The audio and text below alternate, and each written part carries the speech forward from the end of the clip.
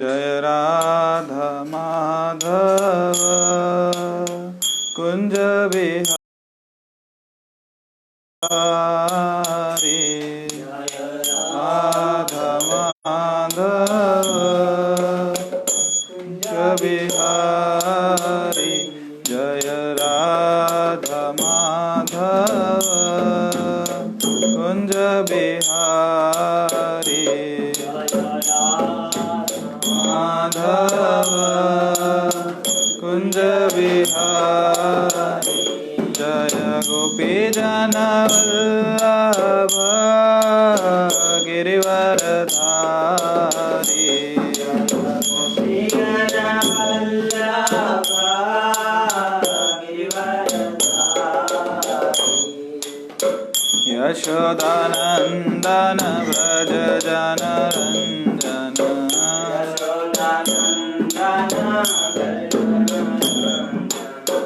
यमुना तीरावनचारी।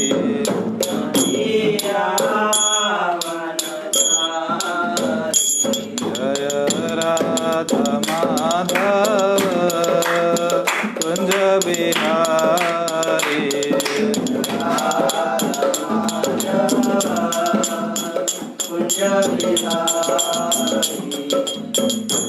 हरे कृष्णा कृष्णा कृष्णा हरे हरे। हरे राम राम राम हरे हरे। हरे कृष्णा कृष्णा कृष्णा हरे हरे। हरे राम राम राम हरे हरे।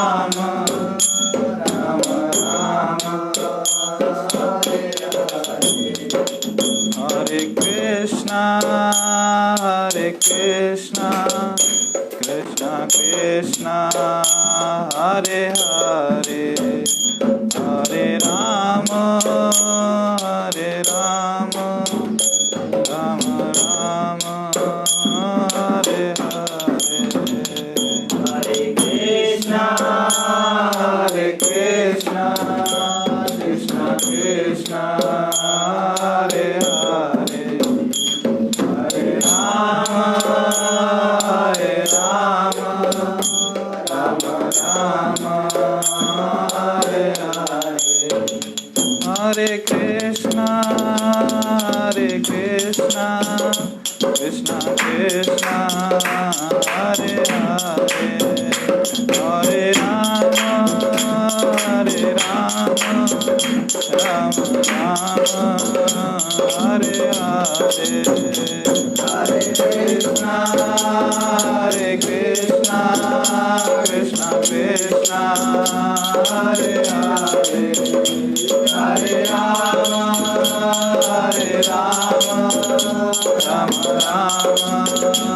हरे हरे। हरे कृष्णा कृष्णा कृष्णा हरे हरे। हरे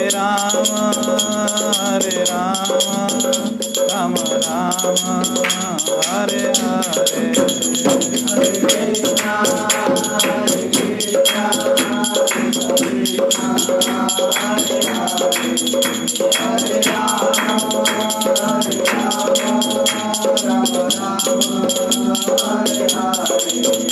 हरे कृष्णा हरे कृष्णा कृष्णा हरे हरे। हरे राम राम हरे हरे।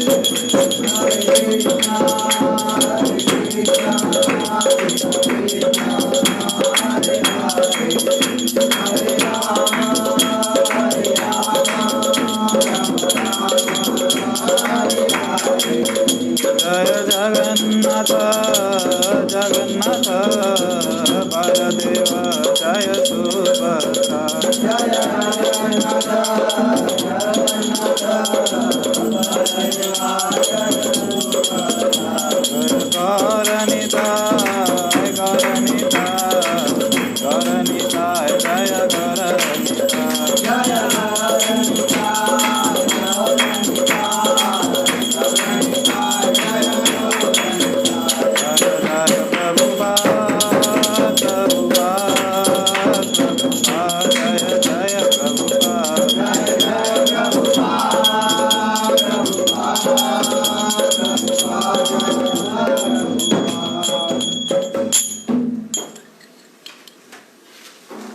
श्रीनाम संकीर्तन।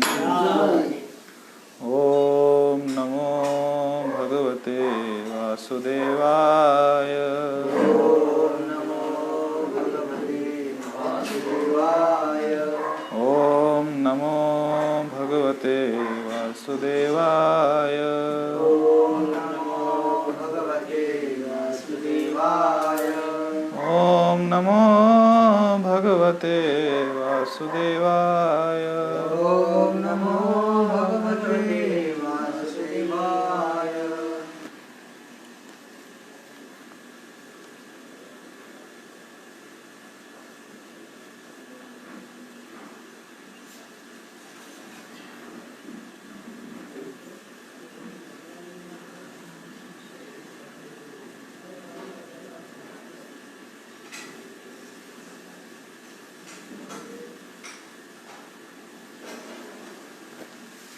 हरे कृष्णा।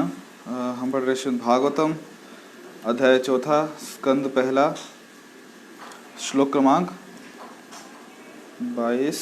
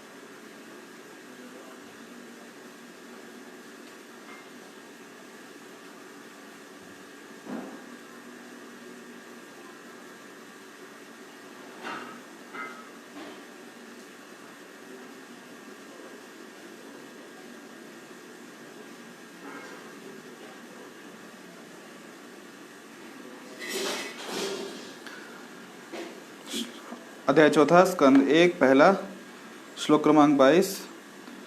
अप्सरो मुनि गंधर्वा अप्सरो मुनि गंधर्व सिद्ध विद्याधरो रगः सिद्ध विद्याधरो रगः वीतायमान यशासस् तद आश्रम पदम ययु। तदाश्रम पदं ययुः। अप्सरो मुनि गंधर्वा अप्सरो मुनि गंधर्व सिद्ध विद्याधरो रगे सिद्ध विद्याधरो रगे वीतायमान यशासस् वितायमान यशासः तद आश्रम पदम ययु। तदाश्रम पदं ययुः। अप्सरो मुनि गंधर्वा अप्सरो मुनि गंधर्व सिद्ध विद्याधरो रगे सिद्ध विद्याधरो रगे वीतायमान यशासस् वितायमान यशासः तद आश्रम पदम ययु। तदाश्रम पदं ययुः। शब्द शार्थ अप्सर अप्सराएं, मुनि मुनि परम साधु, परम साधु गंधर्व गंधर्व गंधर्व लोक के वासी, गंधर्व लोकवासी सिद्ध सिद्ध सिद्ध लोक के वासी, सिद्ध लोकवासी विद्याधर विद्याधर अन्य देवता, अन्य देवता उर्गे नागलोक के वासी, नागलोक के वासी वितायमान वितायमान फैला हुआ, पैदा हुआ यशस्स यशस्स यश ख्याति, यश ख्याति तथा तथा उसके उसके आश्रम पदम आश्रम पदम आश्रम आश्रम ययु ययो गए। गए। अनुवाद। उस समय ये तीनों देव स्वर्गलोक के वासियों यथा अप्सराओं, गंधर्वों, सिद्धों, विद्याधरों तथा नागों समेत अत्रि के आश्रम पहुँचे। इस प्रकार वे उस मुनि के आश्रम में प्रविष्ट हुए जो अपनी तपस्या के कारण विख्यात हो चुका था। तात्पर्य श्रील प्रभुपाद जी द्वारा वैदिक साहित्य में ये उपदेश दिया गया है कि मनुष्य को श्री भगवान की शरण में जाना चाहिए, जो इस ब्रह्मांड के स्वामी हैं और इसका सृजन, पालन तथा संहार करने वाले हैं। वे परमात्मा कहलाते हैं और जब परमात्मा की उपासना की जाती है तो अन्य देवता यथा ब्रह्मा तथा शिव विष्णु के सहित प्रकट होते हैं, क्योंकि उन्हें परमेश्वर का आदेश प्राप्त होता है। ओम अज्ञानतिमिरन्धस्य ज्ञानाञ्जनशलाकया चक्षुरुन्मिलितं येन तस्मै श्रीगुरुवे नमः। श्रीचैतन्यमनोभीष्टं स्थापितं येन भूतले स्वयं रूप कदा मह्यं ददाति स्वपदान्तिकम्।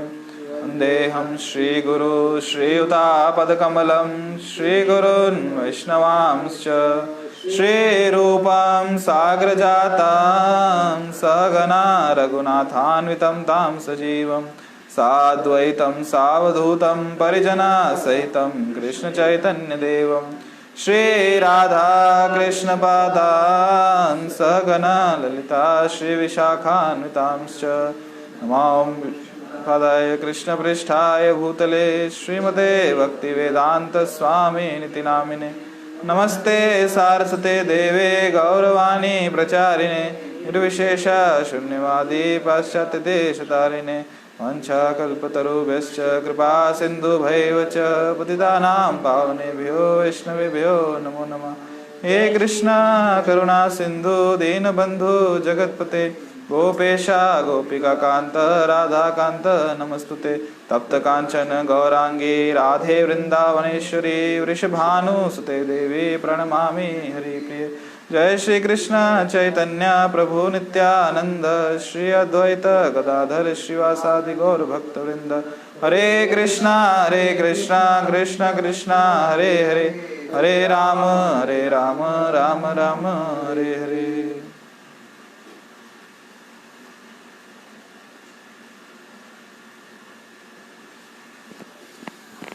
हरे कृष्णा। तब से भक्तों का स्वागत है आज के श्रीमद् भागवतम कक्षा में। उस समय ये तीनों देव स्वर्ग लोक के वासियों तथा यथा अप्सराओं गंधर्वों सिद्धों विद्याधरों तथा नागों समेत अत्रि के आश्रम पहुंचे। इस प्रकार वे उस मुनि के आश्रम में प्रविष्ट हुए जो अपनी तपस्या के कारण विख्यात हो चुका था। यहाँ पे किन देवों की बात हो रही है?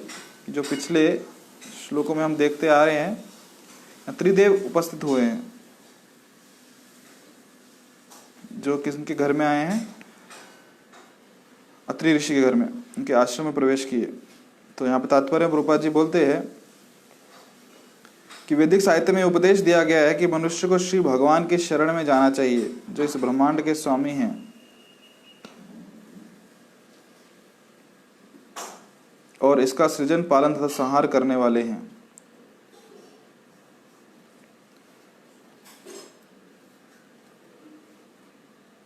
वे परमात्मा कहलाते हैं और जब परमात्मा की उपासना की जाती है तो अन्य देवता यथा ब्रह्मा तथा शिव विष्णु के सहित प्रकट होते हैं, क्योंकि उन्हें परम ईश्वर का आदेश प्राप्त होता है। तो भगवान को क्या कहा गया है? परम आत्मा। और जब परमात्मा की उपासना होती है तो सब जितने भी देवी देवता है, ब्रह्मा शिव विष्णु सब सहित प्रकट होते हैं। प्रकट होते हैं क्यों प्रकट होते हैं? क्योंकि वो प्रसन्न होते हैं। तो भगवान को परम आत्मा कहते हैं और हम लोग क्या हैं? हम आत्मा हैं। तो ये भेद है, हम आत्मा हैं और वो परमात्मा है।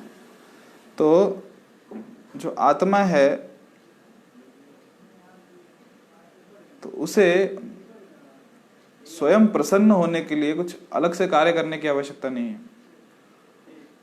उसे केवल परम आत्मा को प्रसन्न करना है और वो भी प्रसन्न हो जाएगा। जैसे कि उदाहरण आता है कि जितने भी शरीर में अंग हैं अलग अलग, तो अंगों को खुद की संतुष्टि के लिए, खुद के पोषण के लिए उन्हें खुद स्वयं को कुछ देने की आवश्यकता नहीं है। उन्हें केवल क्या करना है? यदि वो स्वयं पोषित रहना चाहते हैं, यदि वो स्वयं प्रसन्न रहना चाहते हैं, तो शरीर में जितने भी अंग हैं उन्हें केवल एक व्यक्ति को संतुष्ट करने का, केवल एक व्यक्ति को पोषण देने का प्रयास करना चाहिए, और वो क्या है? हमारा पेट। पेट को, उदर को यदि संतुष्ट रखा, उदर को यदि प्रसन्न रखा, उसे पोषित रखा, तो शरीर में जितने भी अंग हैं तो क्या रहेंगे? पोषित रहेंगे, संतुष्ट रहेंगे। परंतु वहीं पे यदि वो अंग जितने भी, चाहे हाथ कह ले, हम पाँव कह ले, नेत्र कह ले, कर्ण कह ले, होठ, दांत, जीवा, यदि सब ये व्यक्तिगत रूप से अपने आप को पोषित, अपने आप को संतुष्ट करने का प्रयास करेंगे, विफल हो जाएंगे उस प्रयास में और आखिरकार त्रस्त हो जाएंगे। और यदि यही सब ये जितने भी अंग हैं शरीर के मिलजुल कर एक साथ, जो भी उनमें सक्षमता है, जो भी उनमें क्षमता है, उसका उपयोग केवल इस पेट को, इस उदर को संतुष्ट करने का, इस पेट को प्रसन्न करने का, इस पेट को पोषित करने का प्रयास में लगे रहेंगे, तो क्या होगा? पेट तो संतुष्ट रहेगा, पेट तो पोषित होगा ही, परंतु इसके फल स्वरूप जितनी भी बाकी इंद्रियां हैं ये संतुष्ट रहेंगी, ये पोषित रहेंगी और प्रसन्न रहेंगी। कुछ अलग से प्रयास करने की आवश्यकता नहीं होगी। कारण कि इन सभी इंद्रियों को, इन सभी शरीर के अंगों को पोषित कौन कर रहा है? वही जो अन्न पेट में जाता है, वहीं से इन सबको पोषणता मिलती है, वहीं से इन सबको शक्ति मिलती है, ऊर्जा मिलती है कोई कार्य करने के लिए।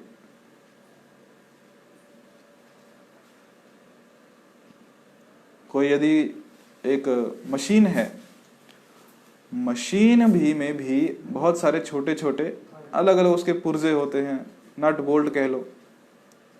तो यदि वो उसका काम अच्छे से करे तो पूरी मशीन अच्छे से चलेगी, पर यदि वो सोचे कि उसके बिना कार्य नहीं होगा और उसी को सब पूरा भोग करना है, तो उसका जो उद्देश्य था वही पूर्ण नहीं होगा और जो मशीन का उद्देश्य था वो भी पूर्ण नहीं होगा। जैसे अगर हम इसको भी देखें, पेड़ को, एक वृक्ष को, तो वृक्ष के जितने भी पत्ते हैं, पुष्प हैं, फल हैं, लताएं हैं, टहनियां हैं, यदि हमें किससे लाभ होता है? हमें तो पेड़ के पुष्पों से लाभ होता है, हमें पेड़ के फलों से लाभ होता है, हमें पेड़ के पत्तों से लाभ होता है, टहनियों से भी लाभ हो जाता है। तो हमको स्पष्ट दिख रहा है कि हमें इनसे लाभ हो रहा है, इन वस्तुओं से लाभ हो रहा है। तो हम अक्सर ऐसा होता है कि जिससे लाभ होता है हम उससे डायरेक्ट उसको प्रसन्न करने का प्रयास करते हैं, हम सीधा उसी को पोषण देने का प्रयास करते हैं, उसी से आदान प्रदान रखते हैं। परंतु अक्सर हम भूल जाते हैं कि जो हमारी आवश्यकताओं को पूर्ण कर रहा है, उसकी आवश्यकताएं कौन पूर्ण कर रहा है। हमें लाभ पत्तों से है वृक्ष के, हमें लाभ फूलों से है, हमें लाभ वृक्ष के फलों से है, परंतु हम डायरेक्टली इन पुष्प, फल और पत्तों को जल नहीं दे सकते, हम डायरेक्टली उनको खाद्य पदार्थ नहीं दे सकते। जो हम खाद डालते हैं उनको नहीं दे सकते। हम किसको देते हैं? हम जड़ों को देते हैं, उनके मूल में देते हैं। हम जल वृक्ष के मूल में डालेंगे और उससे क्या होगा? वृक्ष के जितने भी पूर्ण वृक्ष संतुष्ट हो जाएगा, क्योंकि जब जल मूल में जाएगा, जड़ों में जाएगा, तो वहां से जल वो सबको वितरित होगा। तो फिर पत्ते भी हरे भरे रहेंगे, फल भी हरे भरे, फल का जो मतलब पोषित रहेंगे, और जो पुष्प हैं वो भी अच्छे से खिल के सुगंध अर्पण करेंगे। वही प्रभुपाद जी तात्पर्य में कह रहे हैं कि वे परम आत्मा हैं। और जब एक आत्मा परमात्मा को भूल के स्वयं के आनंद के लिए कार्यरत रहता है, उसकी इंद्रियों का उपभोग करता है, जो भी उसको क्षमताएं, जो भी फैसिलिटीज भगवान ने प्रकृति के माध्यम से दी हैं, तो उन सुविधाओं को वो अपने भोग के लिए, अपने आनंद के लिए, कि मैं कैसे संतुष्ट हो जाऊं, उसमें उपयोग करता है। तो प्लानिंग तो बहुत बड़ी बड़ी करता है कि मैं इस समय ये करूंगा, उसके बाद ये करूंगा, सुबह ऐसे, दोपहर को ऐसे, शाम को ऐसे, आज से 1 साल बाद, 2 साल बाद ऐसे करूंगा, उसके बाद ये अचीव करूंगा, उसके बाद ये हासिल करूंगा। प्लानिंग रहती है, और उस प्लानिंग में भी इतनी जटिलता से वो गतिविधियां का योजनाएं बनाता है।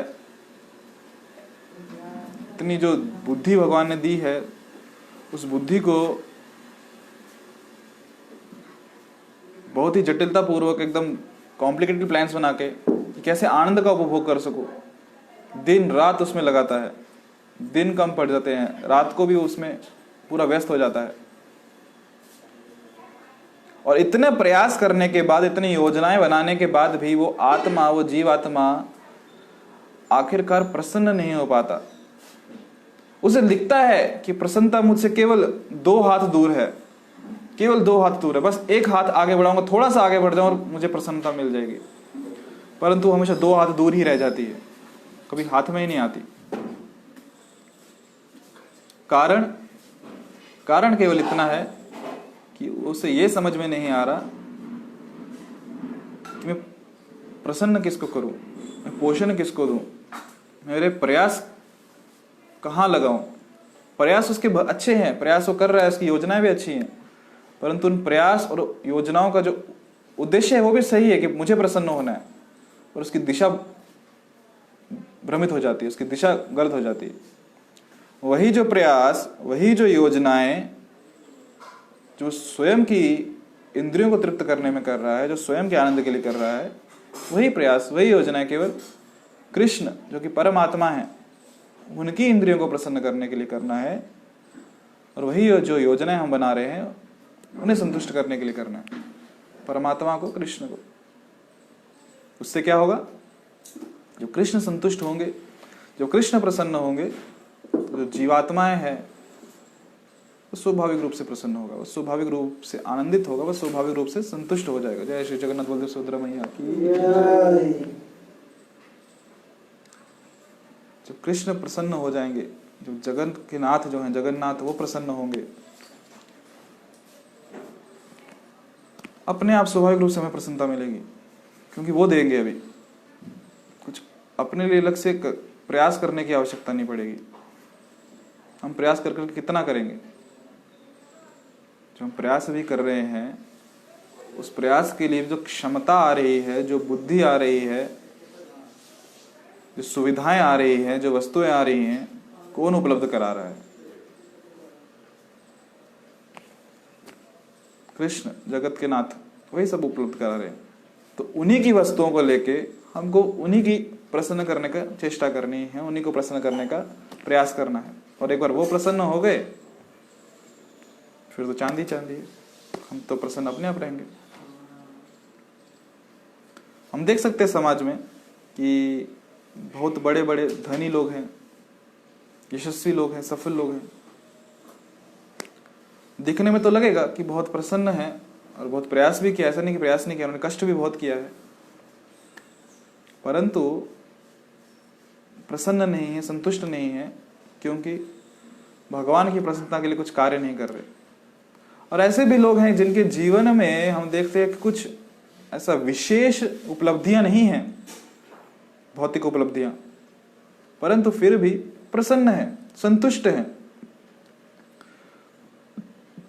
सामान्य दृष्टि से लग सकता है कितने गरीब हैं, किनके पास कितनी सारी सुविधाएं नहीं है, बेसिक सुविधाएं भी नहीं है, मूल सुविधाएं, परंतु फिर भी उनको पूछिए कुछ चाहिए? नहीं, कुछ नहीं चाहिए, प्रसन्न है, संतुष्ट है।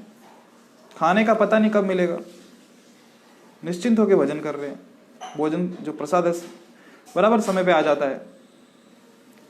आवश्यकता भगवान देखते हैं, योगक्षेमम वहाम्यहम्, जो आवश्यकता है भगवान पूरी करते हैं।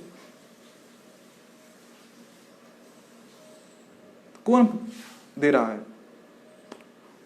जगत के नाथ, जगन्नाथ, कृष्ण। क्यों? क्योंकि जानते हैं ये मेरी प्रसन्नता के लिए कार्य कर रहा है, मुझे संतुष्ट करने के लिए कार्य कर रहा है, तो इसकी प्रसन्नता, इसकी संतुष्टता अभी मेरी जिम्मेदारी है। स्वाभाविक रूप से करते हो। तो जब व्यक्ति ये जानता है कि मैं आत्मा हूं और कृष्ण परम आत्मा है, और यदि मुझे प्रसन्नता चाहिए, मुझे संतुष्टता चाहिए, मुझे जीवन में समाधान चाहिए, तो मुझे उन परम आत्मा की सेवा करनी है, उन परम आत्मा को संतुष्ट करना है, और उन परम आत्मा को प्रसन्न करना है। प्रभुपाद जी कहते हैं कि वैदिक साहित्य में ये उपदेश दिया गया है कि मनुष्य को श्री भगवान की शरण में जाना चाहिए, जो इस ब्रह्मांड के स्वामी हैं और इसका सृजन, पालन तथा संहार करने वाले हैं।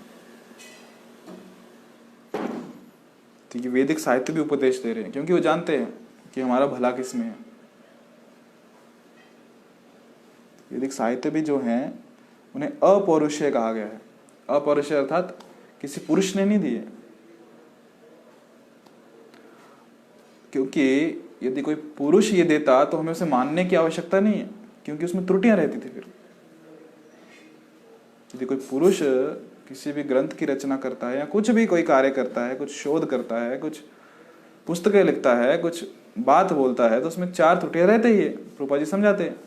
पहली त्रुटि क्या होती है कि मनुष्य की जो इंद्रियां हैं वो अपूर्ण है।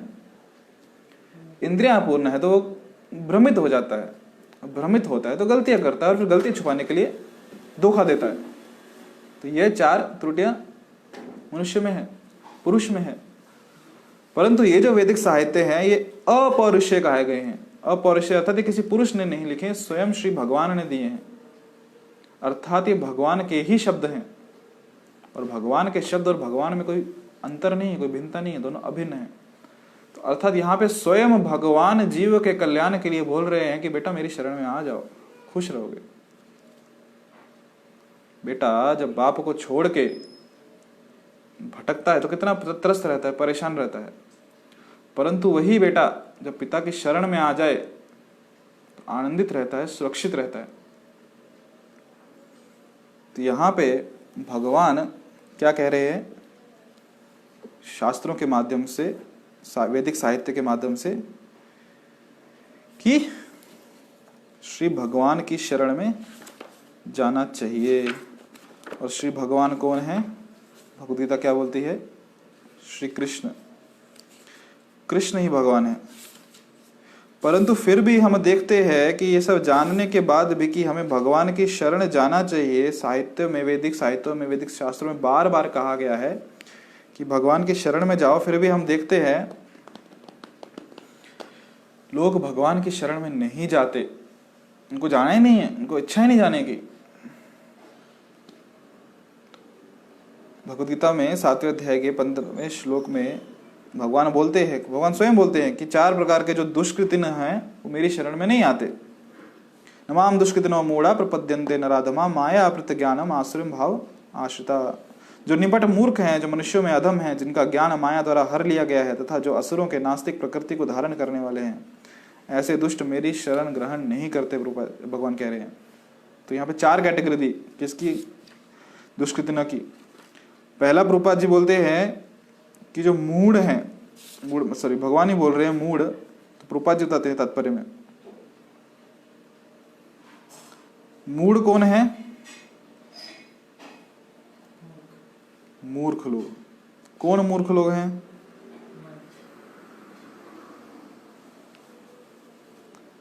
तो जो समाज के यथाकथित विद्वान लोग हैं, जो दार्शनिक हैं, विज्ञानी हैं, शिक्षक है, प्रशासक है, तो देखा जाए तो काफी वो लोग पढ़े लिखे हैं, विद्वान हैं भौतिक ज्ञान में, परंतु फिर भी प्रभुपाद जी कहते हैं कि उन्हें ईश्वर का कोई ज्ञान नहीं होता। वे अपनी संसारिक योजनाएं बनाते हैं और संसार की समस्याओं को हल करने के अपने व्यर्थ प्रयासों के द्वारा स्थिति को और जटिल बना देते हैं। समस्याओं को समाधान करना चाहिए ना, सुलझाना चाहिए, परंतु समस्याओं को सुलझाने के बजाय अपना जो उसको और जटिल बना देते हैं। जैसे उदाहरणार्थ को एक रस्सी है, या आपने भी अनुभव किया होगा जब पतंग उड़ाते हैं, जो पतंग का धागा होता है, जो उसकी डोरी होती है, पतंग तो उड़ाई काफी दूर चलेगी, परंतु उसको वापस लेना होता है तो जब डोरी नीचे गिर रही होती है तो आपस में कैसे वो उलझ जाती है। तो उसको बहुत ही ध्यान पूर्वक, बहुत ही धैर्य के साथ उसको एक एक सुलझाना पड़ता है कि वो उलझ ना जाए। परंतु वो अक्सर ऐसा होता है कि वो सुलझने की जगह और इतनी उलझ जाती है कि लास्ट में उसको काटना ही पड़ता है। फिर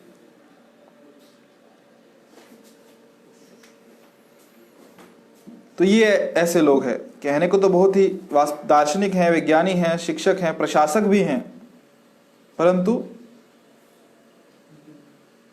परमेश्वर की योजना का पथ को स्वीकार नहीं करते और समस्या को अपने व्यर्थ प्रयासों से, रूपा जी कह रहे हैं व्यर्थ प्रयास जो करने की आवश्यकता नहीं थी, समस्या को सुलझाते नहीं है, उल्टा और जटिल कर देते हैं और समस्या को बढ़ा देते हैं। जैसे उदाहरण के लिए, पहले एक गांव से दूसरे गांव जाना होता था, व्यक्ति कैसे जाता था? बैल और गाड़ी। एक गाड़ी बना दी लकड़ी की, लोहे की, छोटी सी, बैल लगा दिया आगे, चल। बैलगाड़ी में चलते थे। पर फिर देखा कि बैलगाड़ी से काम नहीं हो रहा, समस्या देखी उन्होंने, वैज्ञानिकों ने, मानव ने, तो अपनी बुद्धि लगाई, इसको कैसे सुलझाएंगे। बना दिया मोटरसाइकिल, बना दिया स्कूटर, बना दिया कार, बना दिया हेलीकॉप्टर, एयरवेज, ट्रेन बना दी, बुलेट ट्रेन बना दी, और कुछ बनाया। पर अभी बताओ, समस्या सुलझ गई कि और उलझ गई? पहले श्वास लेना इजी था कि अभी श्वास लेना आसान है? पहले एकदम साफ हवा आती थी, अभी हवा के साथ साथ ना चाहते हुए भी कितनी गंदगी आती है। कभी सुना क्या आपने कि 2 बैलगाड़ी के टकराने से 600 लोगों की मौत हो गई? नहीं होता। तो समस्या सुलझ गई कि और उलझ गई? इसलिए प्रभुपाद कहते हैं लोग मूढ़ हैं, मूर्ख लोग, क्योंकि चूंकि भौतिक शक्ति इतनी बलवती है, इसलिए वह नास्तिकों की अवैध योजनाओं के प्रतिरोध करती है और योजना आयोगों को ज्ञान का ध्वस्त कर देती है। तो कितने भी योजनाएं बना ले प्रसन्न होने के लिए, आनंदित होने के लिए, परंतु भगवान केंद्र नहीं है, वो भगवान को भूल जाते हैं, तो उनकी सब योजनाएं ध्वस्त कर दी जाती हैं। और दूसरी कैटेगरी यहां पे बता रहे हैं कि नराधमा, 84 लाख योनियां हैं। 84 लाख योनियों में भी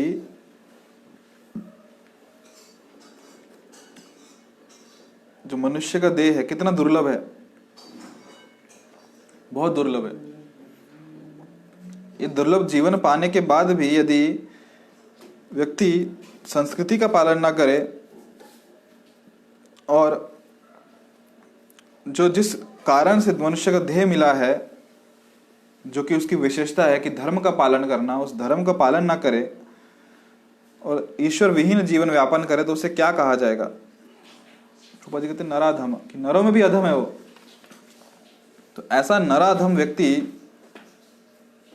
जो भगवान की शरण नहीं जाता, जो इस सुअवसर का लाभ नहीं लेता, इतना अच्छा अवसर दिया है, 84 लाख योनियां हैं, उसमें से मनुष्य जीवन एक इतना अच्छा अवसर है कि जहां से व्यक्ति उसके मूल स्वरूप में पुनः स्थापित हो सकता है, उस अवसर को त्याग रहा है। और ये अवसर देखते देखते आंखों से निकल जाएगा, ओझल हो जाएगा।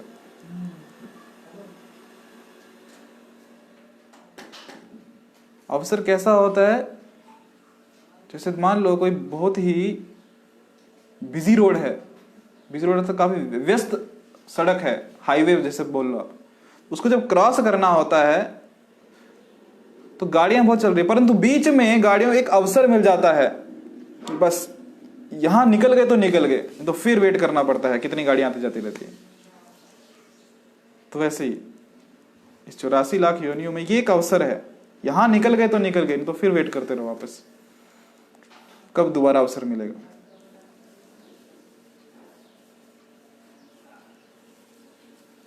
तीसरी कैटेगरी प्रभुपाद जी भगवान यहां बता रहे हैं कि दुष्कृतों की क्या है? माया अपहृत ज्ञान, कि जिनका ज्ञान जो है वो माया के प्रभाव से शून्य हो चुका है, उनका उसका अपहरण हो चुका है, वो किडनैप हो चुका है, वो हर लिया गया है।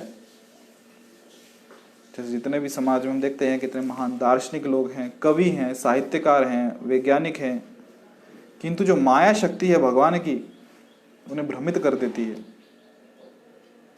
जिसके कारण वे परमेश्वर की क्या करते हैं? अवज्ञा कर देते हैं। ज्ञान तो बहुत है, परंतु उनमें ये भी है, ज्ञान भी है, कला भी है, सब कुछ है, परंतु जो ज्ञान है, उनकी बुद्धि है, वो कहाँ लगानी है वो नहीं जान पाते, क्योंकि वो माया ने हर ली है।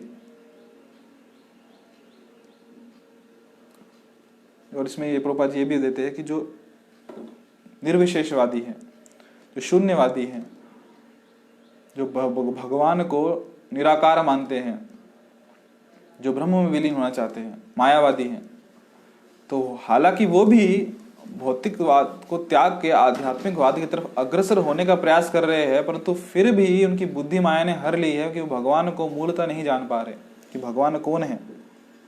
और चौथी श्रेणी जो यहाँ पे दी है वो है आश्रम भावमाश्रिता, कि वो लोग जिन्होंने आसुरी प्रवृत्ति को धारण किया है, कि खुले रूप से घोषणा करते हैं कि हम नास्तिक हैं, निर्लज्जता पूर्वक हम भगवान, इट्स अ फैशन बन चुका है कि हम भगवान में विश्वास नहीं करते। हम मॉडर्न समय के लोग हैं।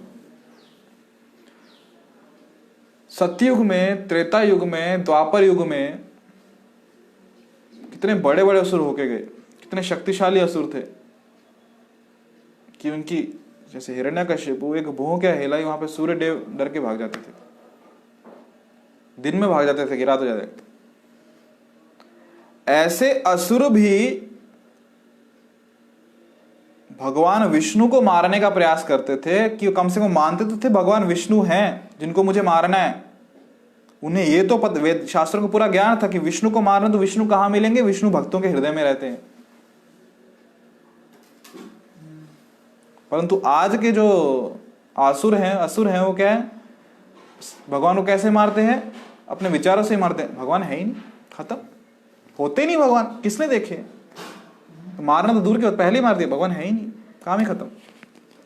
होंगे तो युद्ध करेंगे ना उनसे, होंगे तो मारेंगे ना, वो है ही नहीं, यहीं पे अस्तित्व खत्म कर दिया।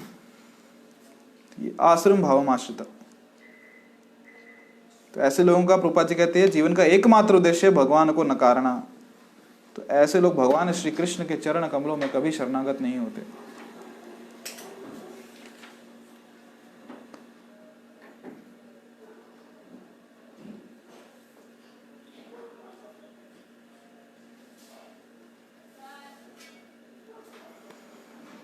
तो ये 4 श्रेणियां भगवान देते हैं कि जो मूढ़ है, नराधम है, जिनका ज्ञान माया ने हर लिया है, जिन्होंने आश्रित भाव का आश्रय लिया है, वे कभी मेरी शरण नहीं आते। और फिर आगे बोलते हैं 4 प्रकार के लोग मेरी शरण में आते हैं। वो कौन कौन से हैं? चतुर्विधा भजन्ते माम जना सुकृतिनो अर्जुन आर्त जिज्ञासुर अर्थार्थी ज्ञानी च भरतर्षभा।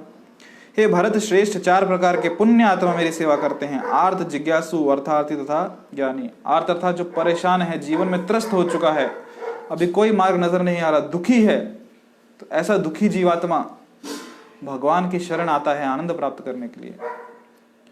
जिज्ञासु, जिसके मन में जिज्ञासाएं हैं, जिसके मन में प्रश्नों का निर्माण हुआ है कि ये क्या है, क्यों है, कैसे है, जीवन का उद्देश्य क्या है, सृष्टि किसने बनाई, अच्छे लोगों के साथ बुरा क्यों होता है, जीवन का उद्देश्य क्या है, ये जिज्ञासु भगवान की शरण आता है।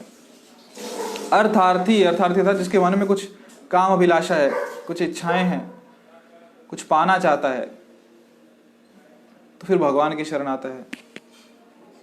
आप मुझे वो दे सकते हो क्योंकि मेरी क्षमता नहीं है। चौथा ज्ञानी व्यक्ति, क्योंकि ज्ञानी जानता है भगवान ही जगत के नाथ हैं, भगवान ही सब कारणों के कारण हैं, ये जान के वो भगवान की शरण में आता है। कारण कुछ भी हो, व्यक्ति भगवान की शरण में आ जाए वो महत्वपूर्ण है, क्योंकि भगवान की शरण में आने के बाद ही उसका जीवन पूर्ण होगा, वो जीवन में संतुष्ट होगा और वो जीवन में प्रसन्न रहेगा। और भगवान के शरण हम कैसे जा सकते हैं? उनकी सेवा करके, उनके नाम का आश्रय लेके, उनके जो वाणी है जिसे शास्त्र कहा गया है, शास्त्रों का आश्रय लेके, भक्तों का आश्रय लेके, वैष्णवों का, गुरुजनों का आश्रय लेके भगवान की शरण में जा सकते हैं। हरे कृष्णा कृष्ण कृष्ण हरे हरे, हरे राम राम राम हरे हरे। ग्रंथराज श्रीमद् भागवतम की जय, श्रील प्रभुपाद की जय, संवेद गौर भक्तवृंद की जय, गौर प्रेमानंद हरि हरि।